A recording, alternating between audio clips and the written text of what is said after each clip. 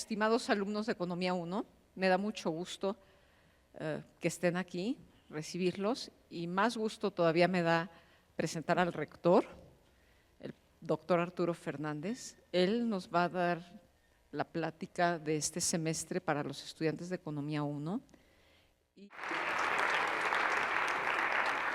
Maggie fue mi alumna en Economía 6 y fue una estupenda estudiante, siempre muy entusiasta y fue la mejor alumna de su generación, ¿verdad? Bueno, pues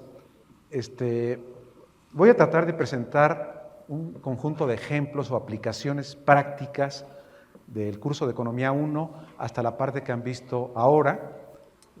Yo realmente soy un apasionado de la economía.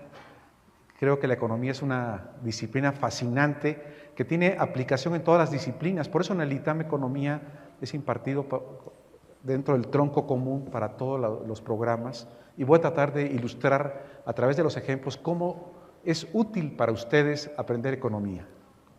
La economía política, como ustedes saben, es la ciencia de la elección, y yo les recomendaría que releyeran con mucho cuidado en sus listas de lecturas las paginitas que vienen reproducidas para ustedes del libro de Mundell.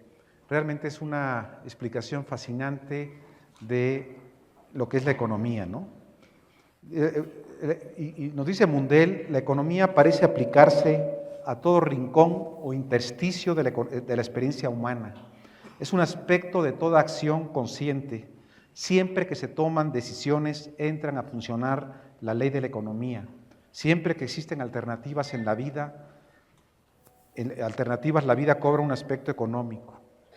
Y hoy hablamos de la economía, del dinero, del comercio, de la producción, del consumo, del bienestar, de las costumbres, del lenguaje, la industria, la música y el arte en general, incluso hasta de la economía del amor.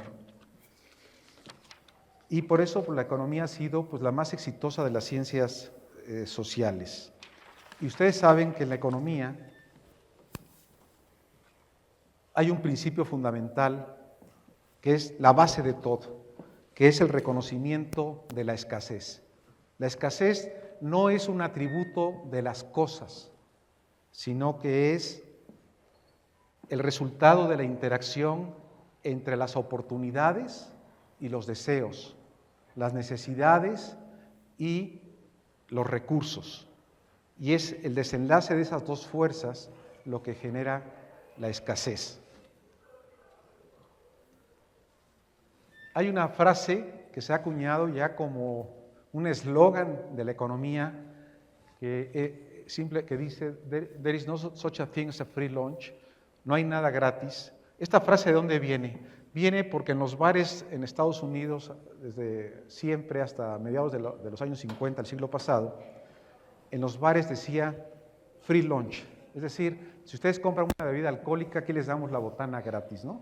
Y de ahí surgió esta respuesta. Y simplemente lo que nos dice es que ningún individuo puede obtener algo por nada. Siempre hay un costo para dicho individuo o para la sociedad, que puede estar oculto o puede estar distribuido, pero ahí está el costo. Y bueno, pues desde los conceptos de la física, que nos hablan de la limitación de los recursos, y también de la propia naturaleza humana. Nuestro tiempo, desgraciadamente, es finito e irreversible. Y déjenme aplicaciones prácticas para algunas disciplinas que señalo aquí arriba sobre el concepto de escasez. La medición de las utilidades de las empresas. Bueno, ustedes en el curso de contabilidad aprenden a determinar la utilidad contable de una empresa, sustrayendo de los ingresos, los gastos y los intereses y, en fin, todos los gastos que ocasiona el negocio, y determinan una utilidad, y esa utilidad es el remanente distribuible para los accionistas. Los economistas dicen, ese concepto está muy bien para ese propósito legal e informativo de los accionistas, pero la verdadera utilidad económica, la utilidad que devenga la empresa, debe sustraer de la utilidad operativa el costo del capital de los accionistas. Los accionistas pusieron capital en la empresa y ese capital tiene un costo de oportunidad para los accionistas. Y así se inventó un concepto que se llama el valor económico añadido, o Economic Value Added, por dos economistas, que ahora se usa mucho en las empresas, para medir la verdadera contribución de la empresa y de los directivos de esa empresa al patrimonio de los accionistas. Otro ejemplo, en el derecho. Bueno, se ha puesto de moda la expansión de los derechos. Hay una verdadera explosión de los derechos. Antes solo se hablaba de las garantías individuales, la protección de la vida, la libertad y la propiedad de las personas, los derechos al libre tránsito, la libertad de expresión, etcétera, etcétera. Se han añadido derechos sociales y ahora ya se eliminaron las garantías individuales como concepto de la Constitución mexicana y se habla de los derechos humanos. Bueno, pues hay que reconocer que el ámbito material en el que se ejercen dichos derechos es limitado y por lo tanto las leyes de la economía entran a funcionar. Y esto genera un conflicto en el ejercicio de los derechos. La libertad que tenemos está limitada por el respeto que debemos tener a la libertad de otros. La libertad de expresión entra en conflicto con la libertad de tránsito, lo vemos con las manifestaciones. Los manifestantes ocupan el Paseo de la Reforma para manifestarse, pero lo hacen a costa del derecho de los conductores de vehículos que ya no pueden circular por ahí. Hasta ahora las autoridades han privilegiado el derecho de los manifestantes al derecho de los conductores. También otro derecho, el derecho de huelga, un derecho social, se contrapone, en el caso de la educación, a los derechos de los niños a la educación que están plasmados en el artículo 3 constitucional. Entonces, digamos, entender así, usar esa herramienta del análisis económico para el derecho es muy relevante y ayuda a dilucidar muy bien los problemas que se enfrentan. También riesgo y rendimiento. Seguramente se van a encontrar en la vida alguien que les dice, oye, dame tu dinero a invertirlo porque yo te voy a conseguir un mayor rendimiento. Bueno, no hay nada gratis. Un mayor rendimiento está siempre vinculado a un mayor riesgo. Entonces, hay que medir las dos variables. Por ejemplo, aquí una aplicación para los ingenieros, pero también para economistas administradores, la durabilidad de los bienes. La durabilidad de los bienes también es una materia de decisión económica. Hoy un iPhone, una BlackBerry, está diseñada para durar 2 o 3 años. Imagínense ustedes que un productor dijera, bueno, yo voy a poner en el mercado una BlackBerry, un iPhone, que dure 10 años. Y en vez de que cueste 1,500 pesos, se los voy a vender en 3,000 pesos. Pues parece una buena oportunidad, ¿no? Aparentemente, ¿no? Que yo pueda tener una BlackBerry por 3,000 pesos y que me dure 10 años. Sin embargo, yo estoy seguro que ninguno de ustedes compraría ese producto, aunque pareciera una gran oportunidad. ¿Por qué? ¿Cuál es el costo de oportunidad que incurre una persona que se compra un iPhone que va a durar 10 años? Que va a tener un costo de oportunidad en que no va a poder, digamos, disfrutar de la innovación tecnológica tan acelerada que ocurre en esa industria. Entonces, todas las nuevas innovaciones se va a tener que aguantar 10 años sin poderlas emplear.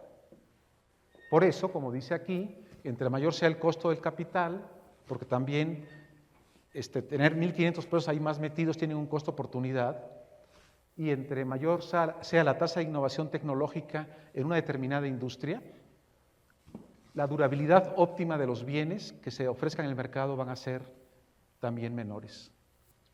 ¿No les parece una aplicación interesante para los ingenieros que diseñan productos, para los administradores que operan también en empresas? Y esto ha dado lugar, por ejemplo, a la llamada prontomoda. El gran pionero de la prontomoda ha sido Zara, que produce prendas de vestir digamos, de temporada, de moda, pero que tienen una durabilidad muy pequeña. Por supuesto que se pueden producir camisas y suéteres que duren más, pero la gente no los quiere. Los jóvenes quieren estar a la moda. Entonces prefieren comprar artículos que duren menos y que los mantengan en la moda. Si no, tendrían que comprar, imagínense que compren un suéter que tenga un tejido de 1000 hilos por centímetro cuadrado en vez de 50, y pues va a tener que usar ese suéter durante 10 años de su vida, aunque ya pase de moda, ¿no? Otro ejemplo de costo-oportunidad. Un problema que es real es que en las zonas rurales los niños no van a la escuela ni acuden a los servicios públicos de salud, aunque estos servicios sean gratuitos. ¿Cuántos de ustedes piensan que esos padres son ignorantes, irresponsables, malos padres? ¿Cuántos de ustedes piensan eso? Pues yo quiero decirles que no.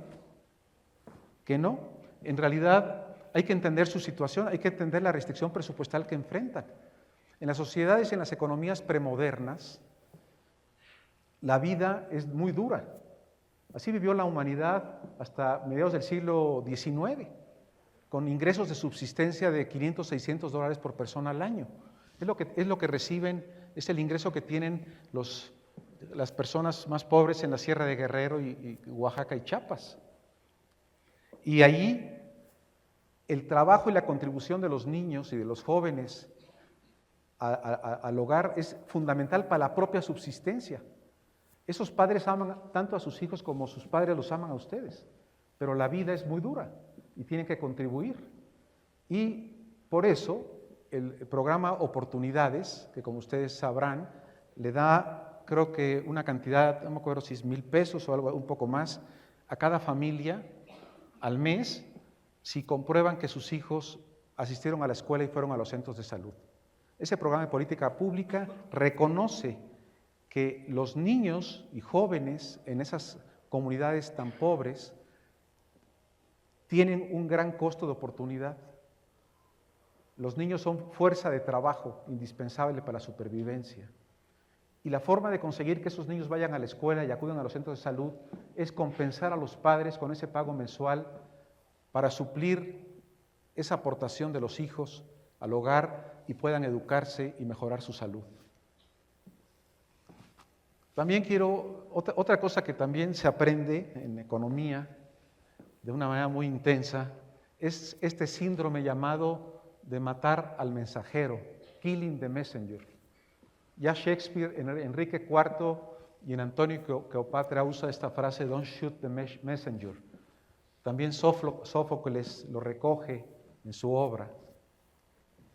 Y esto viene a colación porque tenemos que reconocer que el sistema de precios que existe en una economía de mercado es la que permite la coordinación de los agentes económicos. Los precios, pero las personas, los 7,000 millones de seres humanos, en un régimen de libertad, toman decisiones de consumo, de producción, de inversión, de ahorro, de manera descentralizada, autónoma. Cada quien hace lo que quiere, entre comillas, dado lo que puede. Y el sistema de precios es el gran mecanismo coordinador para que el sistema sea coherente y produzca los resultados que se pueden y desean. Y bueno, pues los precios son una señal de la escasez relativa de los bienes. Y a veces los precios traen malas noticias. Vemos salarios muy bajos o vemos que el precio del pollo y del huevo en la Ciudad de México está empezando a subir otra vez porque hay una epidemia aviar en Jalisco y Guanajuato que está diezmando la producción de esos productos. Está diezmando el hato, digamos, aviar. Y la respuesta muchas veces social o de los políticos es matar al mensajero. Y aquí tengo dos ejemplos de un mal economista, el presidente Obama, donde en abril del año pasado pues, acusa a los especuladores de la elevación del precio del petróleo en abril del año pasado, cuando el problema ha sido el mal clima en ciertas zonas del país que atrasaron la entrada de buques y también el conflicto en Medio Oriente y la tensión que también estaba afectando el tráfico de los barcos petroleros. Y después, en su informe a la Nación, hace un mes, anunció elevar el salario mínimo en los Estados Unidos de 7, 15 dólares la hora a 9 dólares, un aumento del 24%. Eso es matar al mensajero y destruir a la economía porque interfiere en el sistema de precios y ocasiona, por ejemplo, con este aumento del salario mínimo, seguramente va a aumentar la tasa de desempleo en los Estados Unidos y va a afectar muchísimo, de manera mucho más importante, a los jóvenes o a las personas con bajas calificaciones, que antes podían conseguir un empleo a 7.15 y que ahora ya no lo van a poder obtener. Vaya política esa, ¿no? También en economía se aprende algo muy importante, que las intenciones no son igual a los resultados. Y conocemos el proverbio del camino al infierno está pavimentado de buenas intenciones. En inglés lo dicen de esta otra forma: Hell is full of good meanings. El infierno está lleno de buenas intenciones, de buenos significados. But heaven is full of good works. Pero el cielo está lleno de buenos trabajos, de buenos resultados.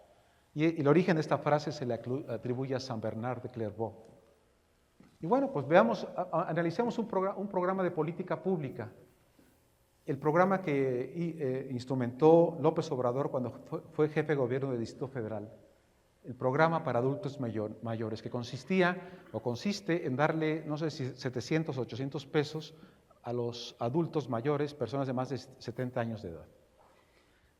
Bueno, pues en un país como México, todavía con una parte de la economía premoderna y una parte moderna en transición, bueno, pues más de la mitad de la fuerza de trabajo del país no cuenta con un sistema de pensiones, cosa que se está corrigiendo. Pero, ¿cómo han sobrevivido las civilizaciones y la humanidad a lo largo de los milenios? Pues ha sido muy simple. Los hijos ayudan a sus padres a sostenerlos en la vejez. Y bueno, pues aquí imagínense a Pedro,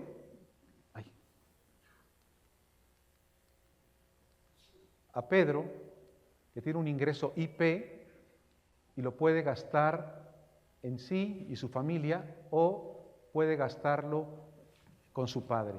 Entonces la restricción presupuestal aquí es IP, que es el ingreso de Pedro, que es un ángulo de 45 grados. Imaginen ustedes que Pedro, muy generoso con su padre, le transfiere GPP de gasto y Pedro elige ese punto de consumo. Ahora bien, el programa de López Obrador lo que hace es, le transfiere al padre estos 700 pesos, ¿verdad? De manera que la restricción presupuestal que enfrenta Pedro se desplaza paralelamente hasta este punto, ¿verdad? No continúa hasta acá, porque estoy suponiendo que Pedro no va a ser tan malo de quitarle ese dinero al padre, ¿no? Entonces, que algunos lo hacen. Y vean ustedes lo que puede ocurrir. Bueno, puede ocurrir que el gasto del papá de Pedro, del adulto mayor, no se incremente, a pesar de que recibió la transferencia. ¿Cómo es posible eso? Si la elasticidad de ingreso de la demanda por consumo de su padre es 0, Pedro puede escoger este punto C. ¿Cómo? Dejándole de transferir, reduciendo el apoyo económico que le da a su padre, de manera que el padre termina sin beneficiarse. O puede haber, desde luego, algún punto aquí a la izquierda, algún punto aquí a la derecha, donde el consumo del padre Pedro puede aumentar, pero todo eso va a depender de la conducta de Pedro. Una profesora del ITAM, una investigadora, publicó un artículo el año pasado, donde hizo una investigación muy seria sobre esto, y precisamente comprueba que el bienestar de los adultos mayores no mejoró. Mejoró el bienestar de los hijos, no de los padres. Y está hecho, es un estudio muy bien hecho. Me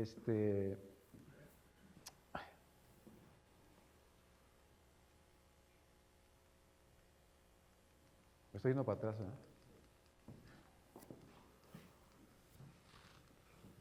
También hemos escuchado recientemente el programa del presidente Peña sobre la cruzada contra el hambre, ¿no?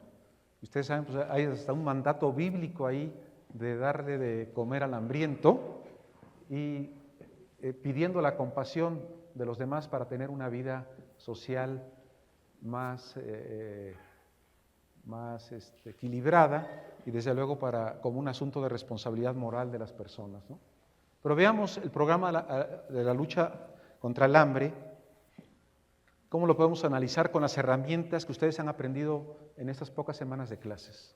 Imagínense ustedes que antes del programa, una familia pobre que tiene un ingreso que está determinado por esta posición de esta línea de la restricción presupuestal, elige el punto A y quiere consumir QC0 unidades de alimentos, ¿de acuerdo? Y QO0 de otros bienes. Imagínense que el gobierno reparte en especie esa comida y eso se muestra aquí en la restricción presupuestal que se mueve a la derecha. Aquí trunco la restricción presupuestal porque estoy suponiendo que la gente no va a revender sus alimentos, ¿no? Si los pudiera revender fácilmente, pues esta línea continuaría y esa transferencia en especie sería lo mismo que una transferencia en dinero. No daría lo mismo. Bueno, dependiendo de la función de utilidad, pues estas personas con ingreso de subsistencia pueden elegir cualquier punto ahí. ¿Qué punto van a elegir? Pues depende de la elasticidad ingreso de la demanda. Por ejemplo, podría ocurrir que los consumidores terminaran en el punto B, donde el consumo de alimentos no aumentó en nada. ¿Cuándo ocurriría eso?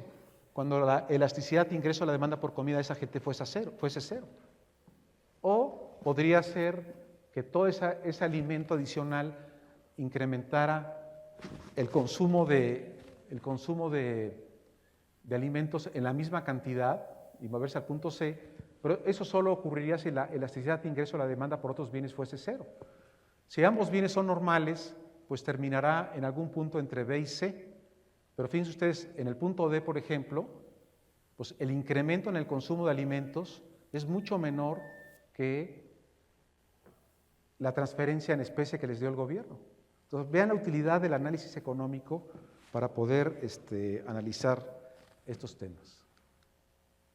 También el año pasado, el senador Beltrones lanzó una iniciativa que fue aprobada para dar un subsidio al empleo de jóvenes.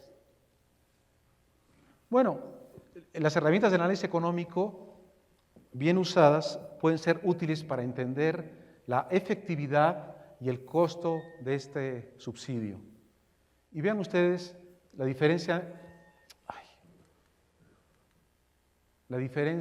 entre el diagrama de arriba y el de abajo. Principalmente abajo, las elasticidades de la demanda y oferta son más elásticas que en el diagrama superior, ¿de acuerdo? ¿Y qué resulta? Que para el mismo subsidio, o sea, esta línea de subsidio es exactamente igual de la misma dimensión acá, y aquí el efecto sobre el empleo fue muchísimo mayor que acá arriba. Entre más elásticas sean las demandas y las ofertas por trabajo, mayor será el impacto sobre el empleo. Aquí en este caso el incremento del empleo es muy bajo. También el análisis económico nos permite saber qué tanto se reduce el costo de contratar jóvenes versus cuánto sube el salario de los jóvenes. Y eso depende, como ustedes saben, ¿de qué? Del valor relativo de las elasticidades de demanda y oferta, como la incidencia de los impuestos, igualito. Aquí, por ejemplo, en este diagrama, la elasticidad de oferta es mayor que la de la demanda en términos absolutos, por lo tanto, baja más el costo de emplear a los jóvenes que lo que sube el salario de los jóvenes. En el diagrama de abajo, el valor absoluto de la elasticidad de la demanda es igual a la oferta y, por lo tanto, mitad y mitad. Del subsidio, la mitad reduce el costo del empleo y la otra mitad eleva el salario. Bueno, pues si alguna vez ustedes tienen que evaluar una política pública, pues lo que tienen que es ver cuáles son las elasticidades de demanda de trabajo y oferta de trabajo. Hay múltiples estudios hechos y ustedes podrían, digamos, evaluar el costo-efectividad de esta política. La guerra contra el narcotráfico, otro ejemplo, otra aplicación interesante, ¿no? Aquí Sun Tzu en este famoso libro El arte de la guerra, nos dice que aquel que desea pelear primero debe contar los costos. Bueno, veamos el análisis. Supongan ustedes que estamos en una situación donde el gobierno, digamos, tolera el narcotráfico, está prohibido pero no lo combate frontalmente. Bueno, pues el costo de las drogas es cero, ¿verdad? Y el consumo de las drogas está por aquí. Ahora el gobierno decide, por diversas razones válidas, combatir más frontalmente el narcotráfico. Eso lo que hace es, pues, bueno, reduce un poco, ¿verdad? O sea, digamos, capturan muchas drogas, reducen la oferta en el mercado y eso ocasiona una elevación del precio hasta C1. Bueno, vamos a comparar los ingresos brutos que recibían los narcotraficantes para realizar sus operaciones antes y después. Antes es la suma de las áreas A más B, ¿no? Precio por cantidad. Ahora, al precio C1, al costo C1, el ingreso bruto total de los narcotraficantes va a ser la suma de las áreas A más C. Y como sabemos que la demanda por drogas es inelástica, sabemos que la suma de estos dos rectángulos es mayor que la suma de los rectángulos A y B. Es decir, la lucha contra las drogas ha aumentado tremendamente los recursos que manejan los narcotraficantes para sus operaciones. Ahora tienen más dinero para contratar a más matones, para comprar armas más poderosas y para corromper más a las policías. Es una consecuencia de la guerra. Y no digo que no haya que pelear la guerra, simplemente hay que estar consciente de las implicaciones que implican las decisiones públicas. Y la economía es una herramienta útil para ello, ¿no? Otra cosa que los estudiantes de economía deben tener muy claro es que valor no es lo mismo que precio. Y aquí hay una frase famosa de Oscar Wilde que dice, ¿qué es un cínico? Un hombre que conoce el precio de todo y el valor de nada. Y esta idea también, digamos, fue desarrollada por los economistas clásicos que no lo entendieron muy bien. Adam Smith, en La riqueza de las naciones, habla de esta paradoja del valor y compara el agua con los diamantes. Dice, vamos, los diamantes, que son poco valiosos para la sociedad, cuestan muchísimo y el agua cuesta poco. Bueno, en primer lugar, Adam Smith y los clásicos se equivocaron porque hay un problema de comparar dos bienes diferentes y con qué unidades.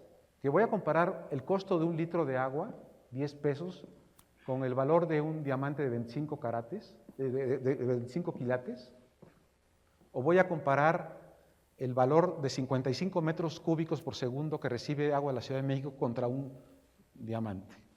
Pero lo importante es que ustedes saben que el valor, o sea, es el área bajo la curva de demanda. O sea, los habitantes de la Ciudad de México que consumimos 55 metros por segundo de agua, ¿sí? Estaríamos dispuestos a pagar, lo máximo que estaríamos dispuestos a pagar por consumir esa agua sería el área A más B, ¿de acuerdo? Eso es lo máximo que estaríamos dispuestos a pagar. Y los consumidores capturan el área del triángulo A como excedente del consumidor y eso, digamos, es el valor neto. Mientras que en los diamantes, pues esos diamantes solamente valen el valor, lo máximo que están dispuestos a pagar los consumidores es C más D, esa área, aunque el precio sea muy, muy alto. Aquí vean ustedes el concepto, el excedente del consumidor solamente es C, ¿verdad? Y ese es el valor, el concepto de valor. Otra aplicación interesante, inversión versus consumo. Siempre escuchamos que los políticos y muchos analistas celebran y piden que el gobierno incremente su inversión o su gasto en infraestructura, en carreteras, empresas, segundos pisos, lo que ustedes quieran, ¿no? Y se celebra con el argumento de que ese gasto adicional va a generar empleos, va a aumentar la compra de cemento, de varilla, etcétera, etcétera, que va a activar otras industrias. Bueno, este argumento es falaz totalmente. ¿Por qué? Bueno, porque este mayor gasto en infraestructura tuvo que provenir de dejar de gastar en otras cosas. Y el gasto en esas otras cosas también generaba empleos, compra de materiales y otros bienes que produce la actividad económica. En realidad, el gasto en infraestructura es un costo, es un sacrificio que tenemos que hacer del consumo presente para poder tener algo más en el futuro. Así que si debemos celebrar el gasto en infraestructura, lo que debemos celebrar es la tasa de rendimiento que genera ese gasto en infraestructura. Si mañana sale un proyecto, va a haber una piscina, una alberca en todos los municipios de México. Bueno, estoy seguro que la tasa interna de retorno de esa inversión pública va a ser menos 50%. O sea, esa inversión pública va a empobrecer al país, porque va a sacrificar opciones que son muchísimo más valiosas que tener una buena piscina en cada municipio. Es mejor, digamos, gastárselo en todo caso en mejorar, digamos, la infraestructura de las escuelas. Entonces, la herramienta del análisis económico que ustedes han aprendido permite entender eso muy bien y evaluar los beneficios. Fíjense ustedes, por ejemplo, la evaluación del proyecto carretero Durango-Mazatlán.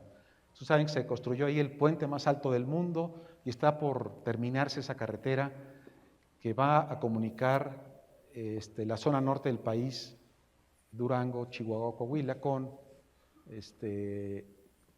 la costa del Pacífico, en la zona, en Mazatlán, Sinaloa. Bueno, pues el costo de esos viajes hoy en día son muy altos, toma más de 8 horas el hacer ese trayecto con la carretera actual, es la zona más difícil de la Sierra Madre Occidental. Además de esas 8 horas de tiempo, el gasto en combustible es muchísimo, muy elevado, porque hay subidas, bajadas, curvas, el desgaste de los vehículos es enorme, en fin. La nueva carretera nos va a permitir reducir el costo del viaje de C0 a C1. ¿De acuerdo?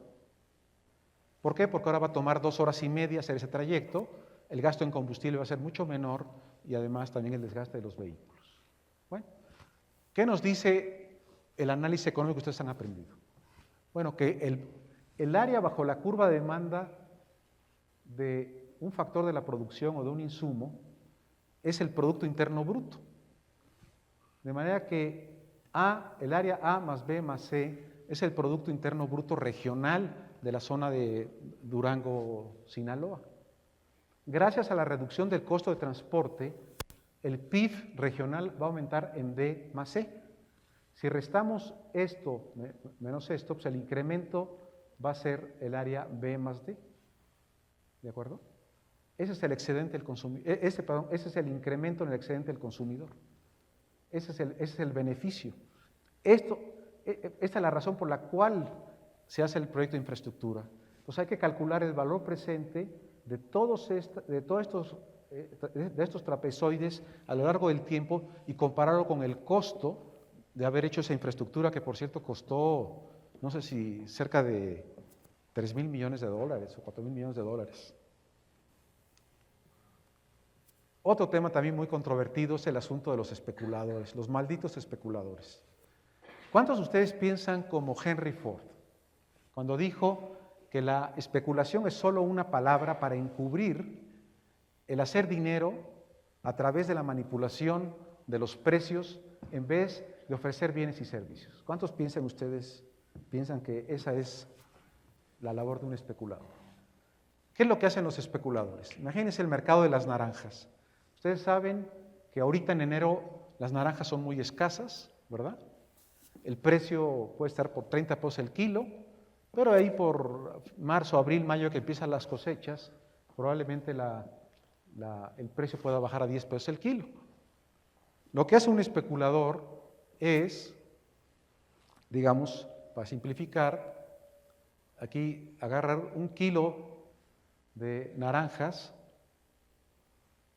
en la época de cosecha, cuando hay abundancia y el precio es bajo, y almacenarlo y venderlo en la época de escasez, de mayor escasez, que es en enero. ¿Cuál es el beneficio y el costo social de eso?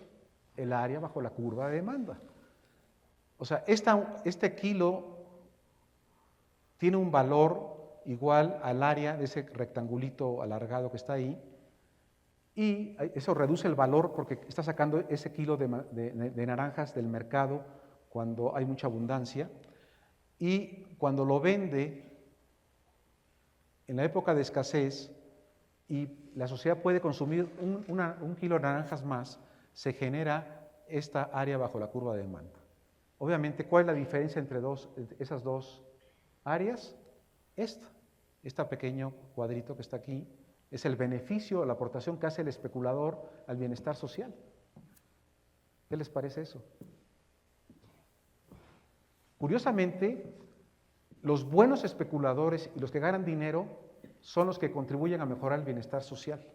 Pero los malos especuladores, imagínense que un especulador hiciera lo contrario, comprara un kilo de naranjas cuando están muy caras y las vendiera acá, cuando son muy baratas. Entonces se perdería esta área vertical, ¿verdad? Y se ganaría una chiquita acá. Habría, desde el punto de vista social, una pérdida en bienestar.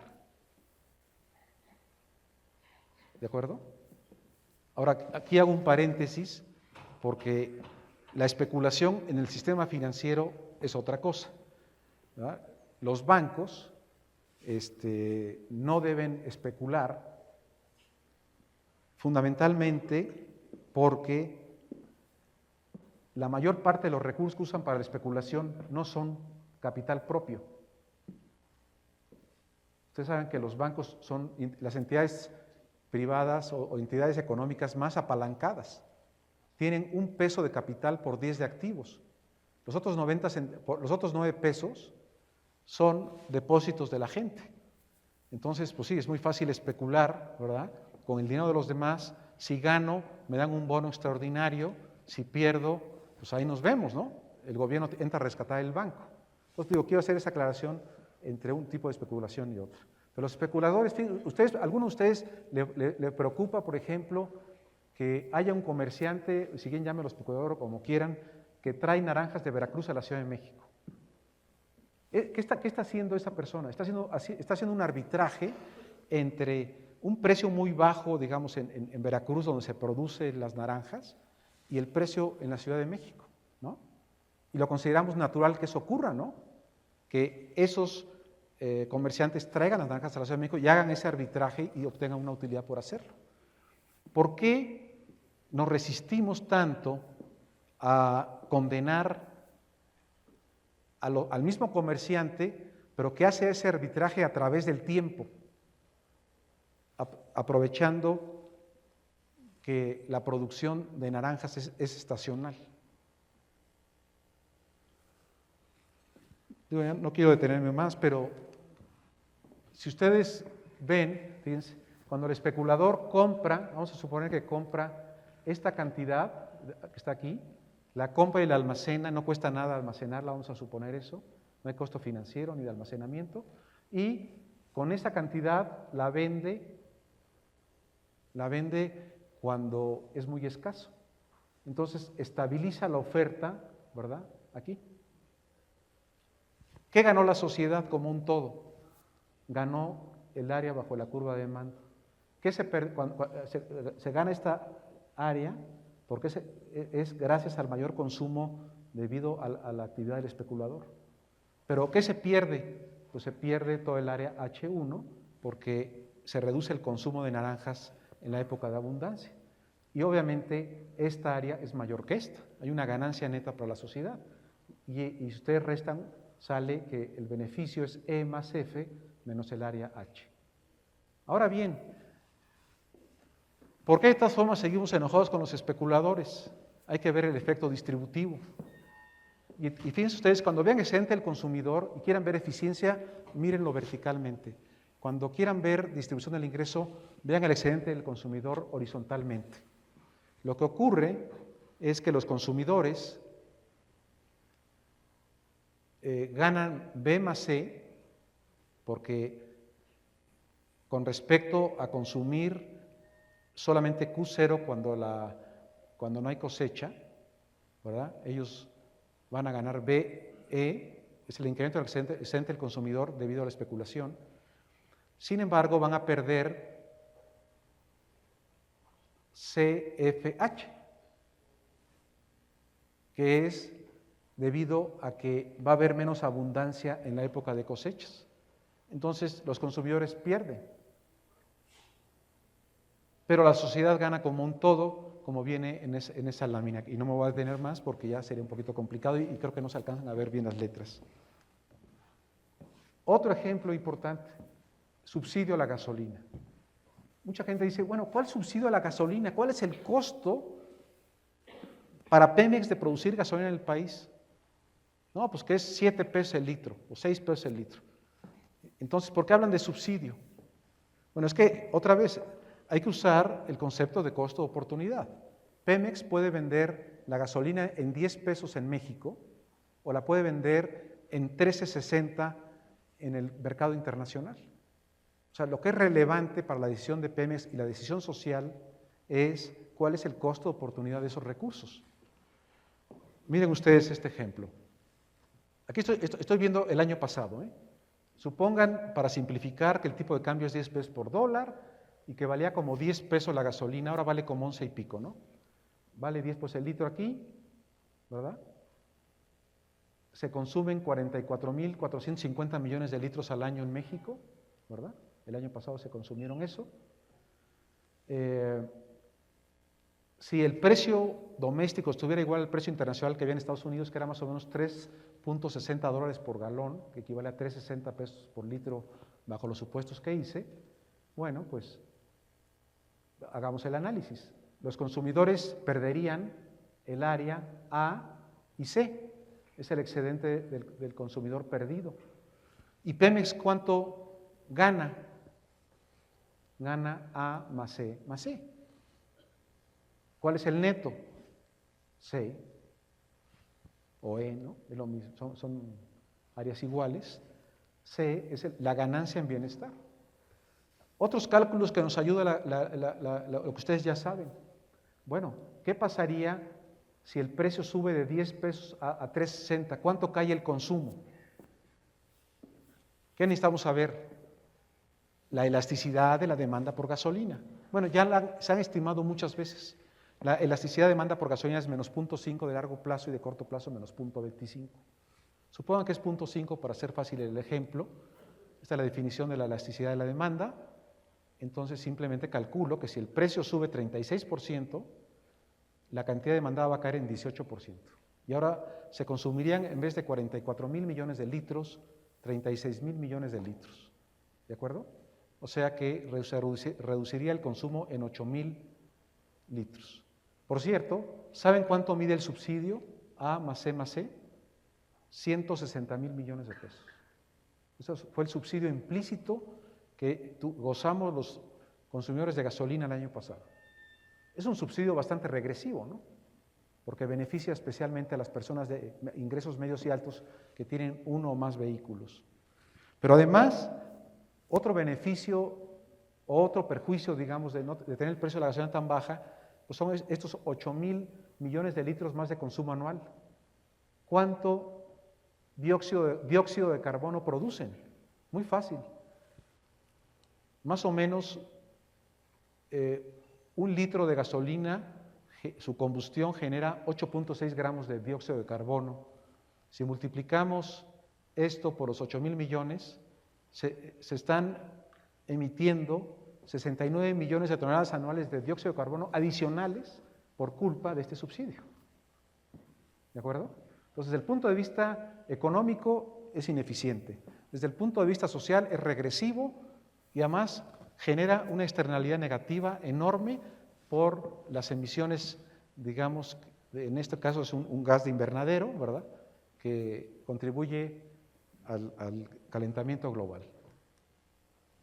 Otro tema también muy discutido es el asunto del cobro de los intereses y de la usura, ¿no? Ustedes saben que las tres grandes religiones, el cristianismo, el judaísmo y el islam, prohibieron por siglos el cobro de intereses y, por supuesto, la usura, ¿no? Y no quiero criticar esa prohibición, creo que tenía una función social muy importante que cumplir en una sociedad premoderna, donde no hay mercados financieros, no hay seguros, y por lo tanto la organización social comunitaria y la responsabilidad solidaria sobre la vida de los miembros de esa comunidad tenía que descansar en reglas como esta, ¿de acuerdo? Pero en un mundo moderno, ¿qué ocurre? Bueno, imagínense ustedes que hay un individuo que vive 2 periodos, tiene un ingreso de Y0 en el primer periodo y tiene un ingreso Y1 en el segundo periodo. Si no hay mercados financieros, si yo no puedo comprar, ahorrar o pedir prestado, estoy condenado a consumir la canasta A, nada más. Solamente esta área, en este rectángulo, es alcanzable por el consumidor. ¿Qué ocurre cuando hay un mercado financiero donde puedo pedir prestado y puedo ahorrar a una tasa de interés R? Bueno, pues ese punto de consumo obligado lo convierto en una multitud de opciones de consumo para ese individuo. Ese individuo, aunque genere el punto A en ingresos, ¿no?, en el periodo 1 y 2, él puede convertir ese ingreso en cualquier canasta de consumo a lo largo de esa línea. ¿De acuerdo?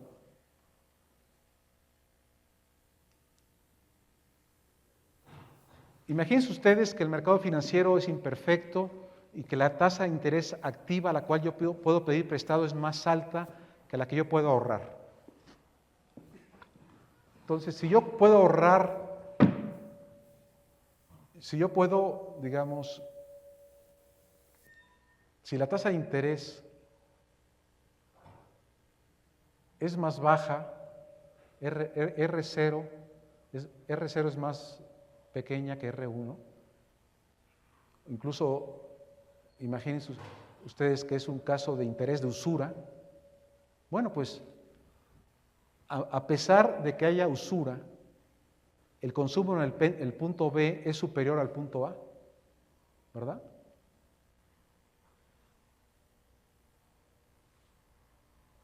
O sea que prohibir la usura, obviamente lo mejor es que haya mercados eficientes y que la tasa de interés de mercado sea la que pueden conseguir todas las personas. Eso es lo ideal. Y eso no ocurre por muchas razones. Y obviamente hay políticas públicas que pueden contribuir a evitar esa situación. Pero lo que sí es verdad es que prohibir la usura puede generar una disminución en el bienestar, porque en el punto B se alcanza una curva de indiferencia mayor que en el punto A.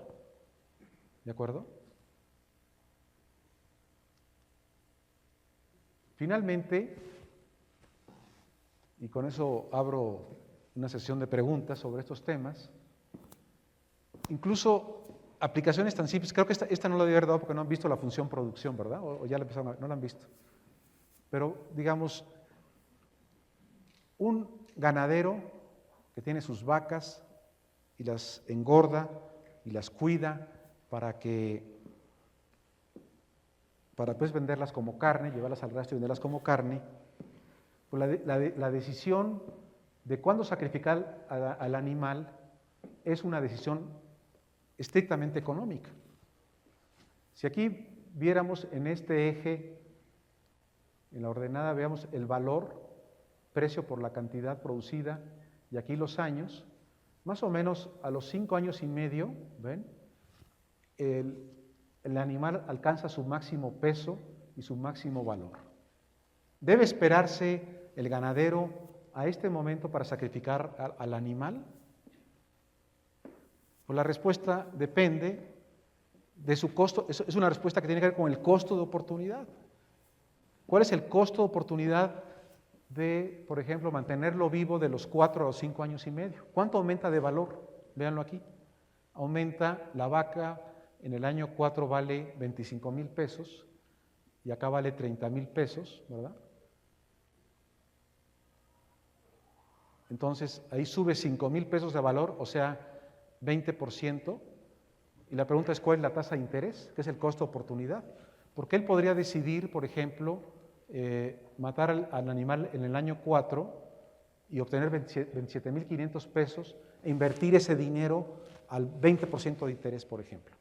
O puede mantener la vaca viva y alimentarla para que suba de valor 5,000 pesos y ganar ese rendimiento. ¿Se dan cuenta de la aplicación sencilla de costo-oportunidad? Aquí, por ejemplo, imagínense que la tasa de interés es aquí, es 10%, o sea, que en el año 3, por el peso de la vaca, vale 25,000 pesos. Si me espero un año más y engorda, la puedo vender en 27,500, ¿sí? O sea que aquí tengo un aumento del 5%, ¿no? O sea, 2,500, no, del 10%, ¿de acuerdo? Que es la pendiente de la tangente sobre esta línea. Si la tasa de interés, el costo oportunidad del dinero, del capital, es 15%, conviene sacrificar la vaca en el año 3. ¿Por qué? Porque esos 25,000 pesos me rinden 15% en el banco. Si mantengo la vaca viviendo un año más y engorda, puedo venderla en 27,500 y solamente gané 10%. ¿De acuerdo? Entonces también esto mismo se aplica a la explotación forestal.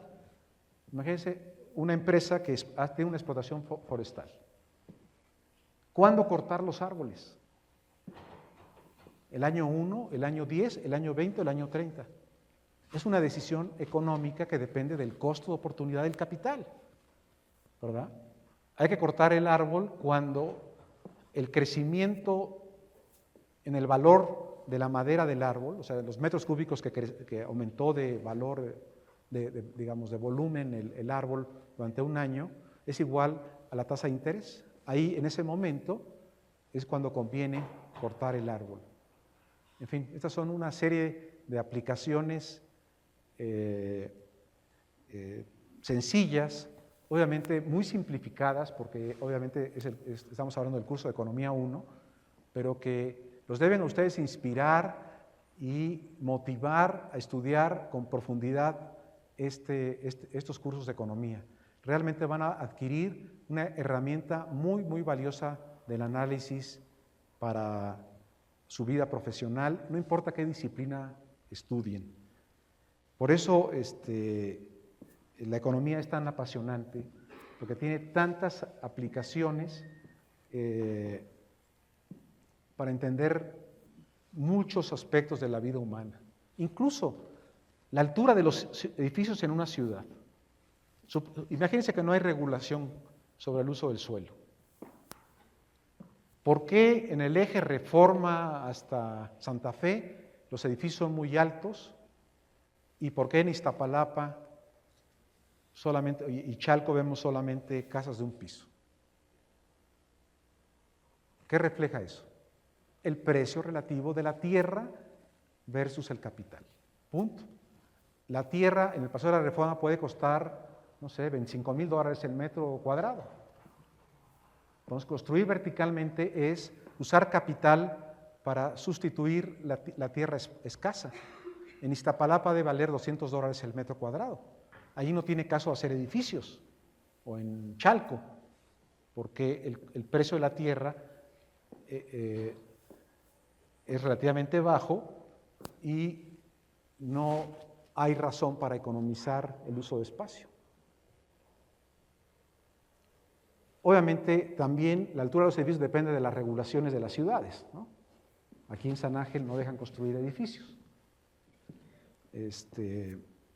porque es una zona de desarrollo controlada. Pero fíjense ustedes los programas de desarrollo urbano. Desgraciadamente los arquitectos no tienen una formación económica elemental o mínima y los llevan a tomar decisiones a veces muy malas. Ahora les llevan unos 10 o 15 años donde cada vez que se revisan los planos de regulación urbana, van aumentando el porcentaje del espacio de la tierra que tiene que quedar libre. Que si para filtración de agua, para lo que ustedes quieran, ¿no? O para que sea mejor la ciudad. Por ejemplo, aquí en Tizapán, la nueva regulación dice que solamente se pueden construir casas de 2 pisos y tiene que dejar el 30% del espacio vacío. Esto extendido a toda la ciudad, ¿qué significa? Que el gobierno a través de la regulación está encareciendo tremendamente el precio de la tierra en la Ciudad de México. ¿De acuerdo? Y está haciendo imposible que las familias de bajos ingresos puedan vivir en la Ciudad de México. Y entonces tienen que irse a vivir lejísimos, ¿verdad? A 2 horas de distancia, con un costo tremendo humano y con un menoscabo de su bienestar, porque se ha encarecido artificialmente el precio de la tierra por la regulación y ha sacado del acceso de esa tierra, de esa ubicación, a esas familias de bajos ingresos. ¿No les parece interesante? También otra cosa que les quiero decir antes de abrir las preguntas es cómo estudiar economía. Es un tip personal. En economía usamos 3 lenguajes para expresar las ideas. La prosa, ¿no? Verbalmente expresamos las ideas, la prosa, la geometría y las matemáticas.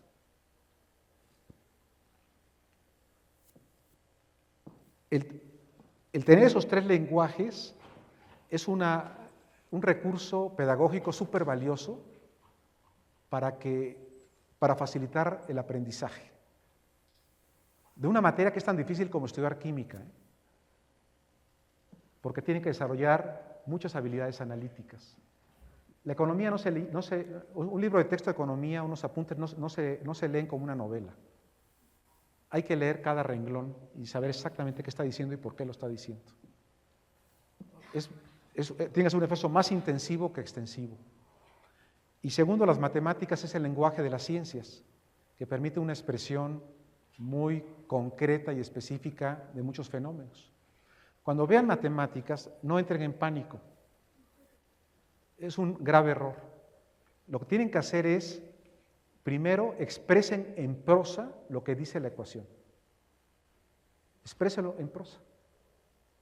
Cualquier fórmula, traten de ver qué dice en el numerador, qué dice en el denominador, cuál multiplica por qué y qué es eso que está ahí. Y cuando lo expresen en prosa, van a poder entender mucho mejor lo que están haciendo. Esos son unos tips que les doy para el estudio de la economía y también otra cosa, antes de acelerarse a contestar un problema, primero traten y ponerse a hacer geometría y matemáticas, traten de intuitivamente entender qué se pregunta y cuál sería la respuesta probable. De manera, digamos, mental, ¿no? Y después ya hagan lo demás. O sea, su intuición es algo valioso que también tienen que desarrollar, que no es más que el funcionamiento automático del cerebro, ¿no? Que procesa muchas cosas que a veces en la parte racional nos cuesta trabajo dilucidar y expresar. Muy bien. No sé si hay alguna pregunta o algún comentario, algún ejemplo que no haya quedado claro.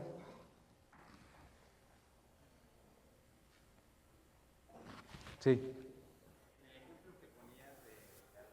Más alto para que puedan escuchar, perdón. En el ejemplo que se mostraba de la lucha contra el narcotráfico, que fue el Geiger de Felipe Calderón, Sí. ¿crees que fue en realidad para atacar realmente el narcotráfico y ayudar a disminuir las drogas, para aumentar el ingreso entonces de los narcotraficantes? Mira, yo creo que la situación, digamos, o sea, la economía no te va a dar la respuesta definitiva a esto, ¿no? O sea, recuerden, la economía es una forma de mirar a las cosas, pero hay muchas ópticas para ver los fenómenos. Digo, está la economía, la psicología, la sociología, la filosofía moral, hay muchos aspectos, ¿no? Desde muchas ópticas se puede mirar. Digo, yo, en mi opinión personal de esa pregunta, lo que creo es de que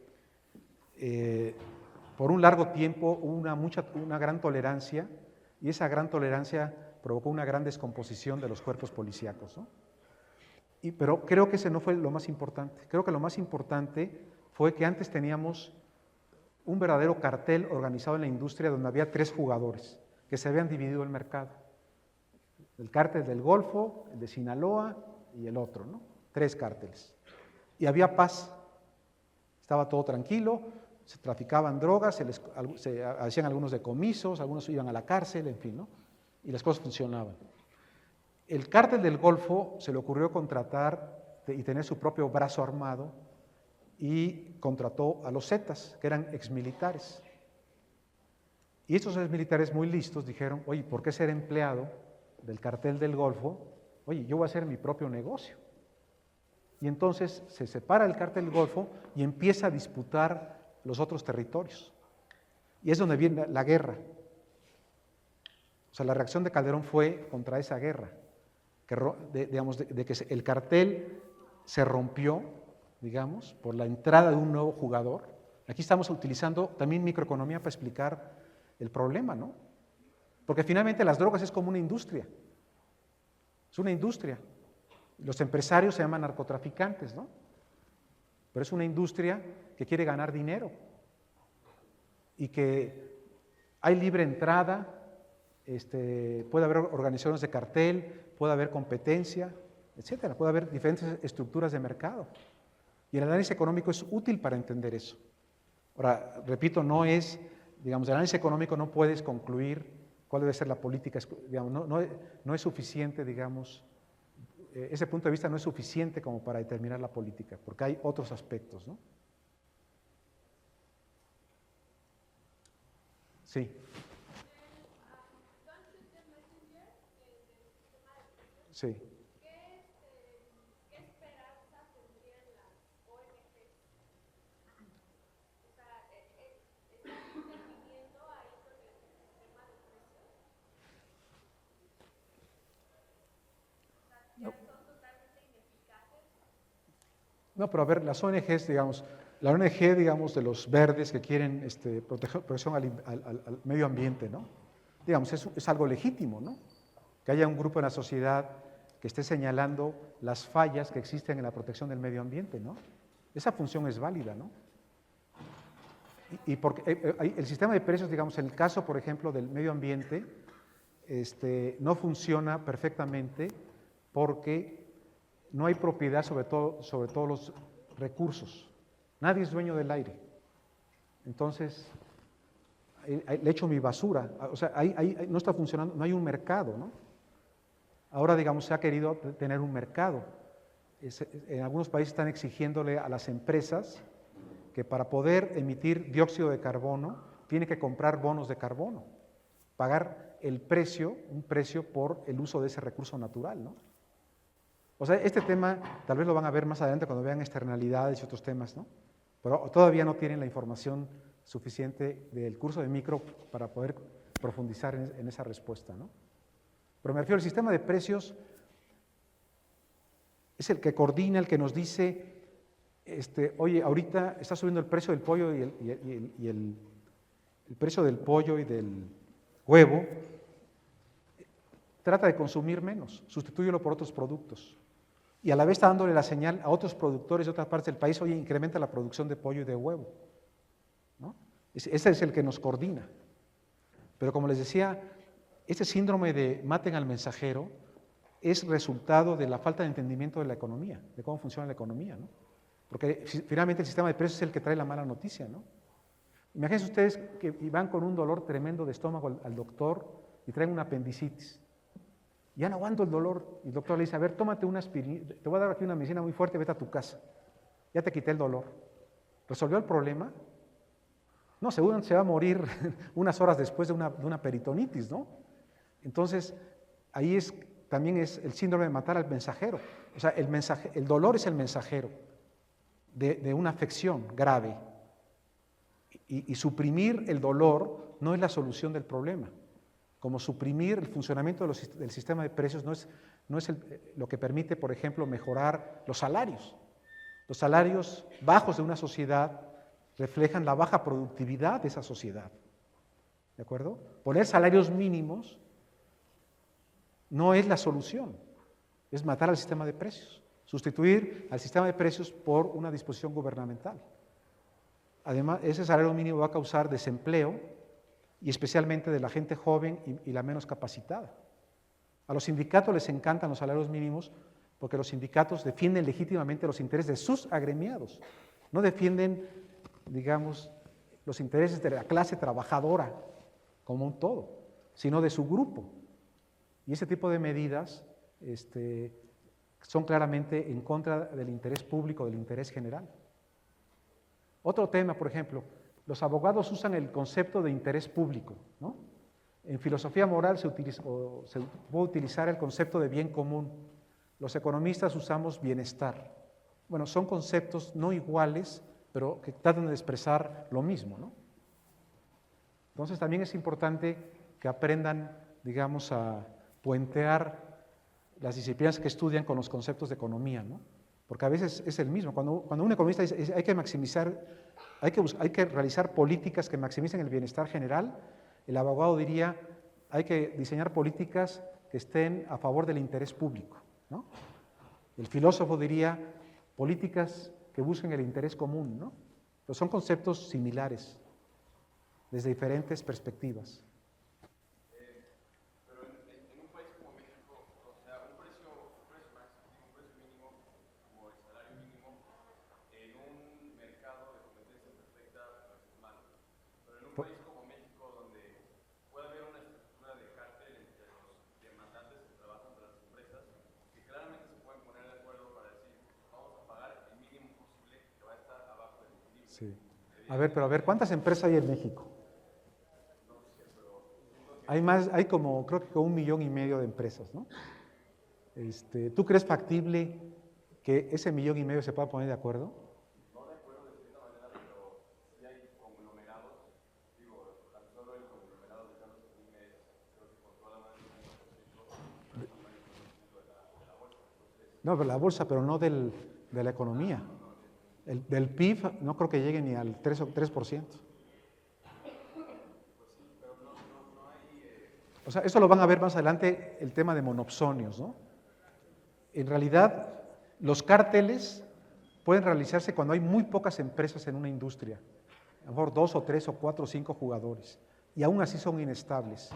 En una sociedad donde hay millones de empleadores potenciales, no es posible realmente hacer ese tipo de cosas, ¿no?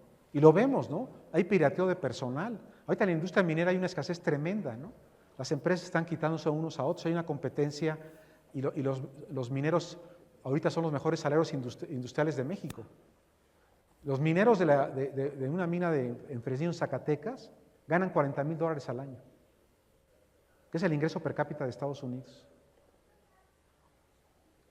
¿Y por qué? Porque hay una escasez enorme, porque durante muchos años los precios de los minerales fueron muy bajos, hubo poca demanda por geólogos, por ingenieros mineros, y muchas escuelas cerraron y había muy poca formación de recursos humanos. Entonces ahora, con el boom de la minería, ¿verdad?, los salarios se elevan muchísimo. ¿Para qué? Para animar a muchos jóvenes a que estudien geología o ingeniería en minas, y eso genera eso, ¿no? ¿Alguna otra? A ver. ¿El IVA generalizado? O sea, yo creo que no es indispensable. Digamos, el IVA generalizado generaría un punto del PIB más de recaudación, que no es una gran cosa. Y podría tener efectos regresivos, ¿no? Aunque es cierto que la mayor parte en pesos, digamos, de ese beneficio fiscal es absorbido por las familias de clase media y media alta y alta, que son los que hacen un mayor consumo, pero de todas formas habría un efecto pequeño. O sea, técnicamente, yo lo que aconsejaría es un IVA entre el 5 y el 10% alimentos y medicinas menor, simplemente para que evitara todo el problema técnico de devoluciones de IVA y los fraudes que hay en ese sector. Pero, desde luego, es mejor tener un impuesto general, digamos, que grave todo a una tasa más baja, que tener un impuesto alto a solamente un grupo de bienes, ¿no?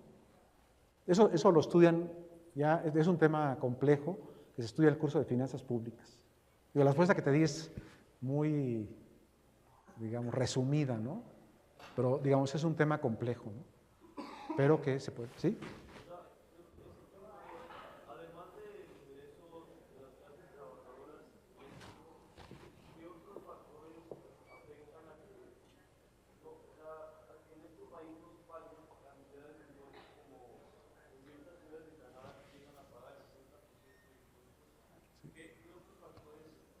No, en México, mira, la recaudación, digamos, incluyendo impuestos a la renta, IVA, IEPS y contribuciones sociales, es como 13 o 14% del PIB. En México la tasa máxima de impuestos es 30% en impuesto a la renta, ¿no? Esos países tienen tasas de impuestos de 40 a 45% sobre la renta en general, ¿no? El problema más grave de México es la evasión fiscal. Miren, Chile tiene un IVA muy bien diseñado, con una tasa del 18% y casi recauda 9% del PIB. México tiene un IVA del 16% con tasa cero en alimentos, que solo recauda 3,5% del PIB. Vamos a suponer que estuvieran metidos los alimentos, estaríamos recaudando 4,5% del PIB. Ellos recaudan 9% del PIB. ¿Se dan cuenta de la diferencia? Y es evasión fiscal. También la economía analiza eso. ¿Por qué hay tanta evasión en México? Bueno, pues la evasión fiscal, como el crimen, es una actividad de decisión económica, en términos de que los agentes económicos calculan los beneficios de la evasión fiscal, cuánto me ahorro de impuestos, versus el costo. ¿Cuál es el costo? Es la probabilidad que me cachen y me metan a la cárcel, multiplicado por el castigo. Y en México la probabilidad de ser capturado y encarcelado es muy baja. Entonces el costo del crimen y de la evasión fiscal es relativamente bajo. Por eso hay tanto. Digo, en Estados Unidos, nada más para que se den cuenta, el 1% de la población o está presa o está bajo libertad, bajo fianza. El 1% de la población. En México, 0,4%. No quiere decir que los mexicanos seamos mejores personas que los norteamericanos, ¿no?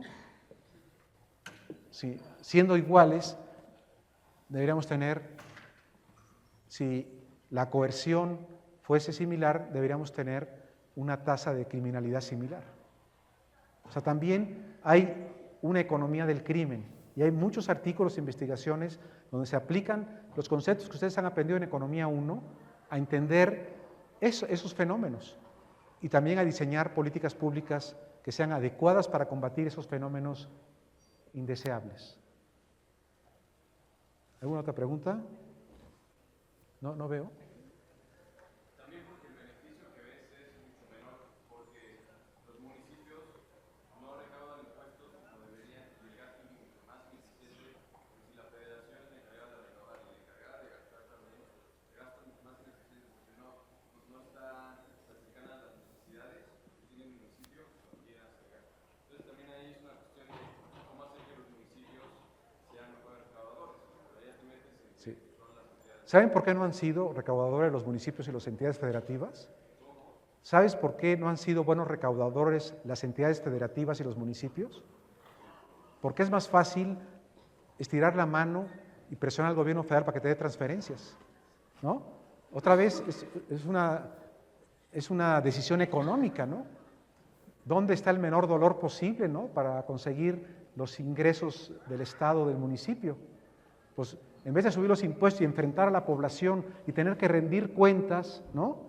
Porque los impuestos de alguna manera, digamos, molestan a la gente y la ponen alerta de qué van a hacer con su dinero, pues el presidente municipal, el gobernador del Estado, prefiere ir a tocar la puerta del secretario de Hacienda, del presidente, digamos, cabildear a los diputados pues, para que le transfieran más dinero, ¿no? Entonces, es un problema de las instituciones de México, ¿no? Que permiten que esta, digamos, discrecionalidad en la asignación del gasto federal hacia las entidades federativas y municipios genere conductas oportunistas y en perjuicio del interés público, ¿no?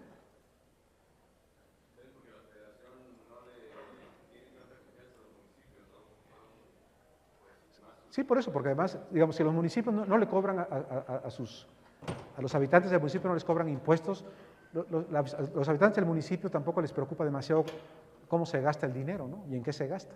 Dicen, no es mi dinero, ¿no? Pues ahí es donde está el problema, digamos, institucional. Así es. ¿Alguna última pregunta? Bueno, pues les agradezco muchísimo su paciencia. Estas notas se las voy a dar a Maggie por si alguien quiere revisarlas y les agradezco mucho su atención. Muchas gracias.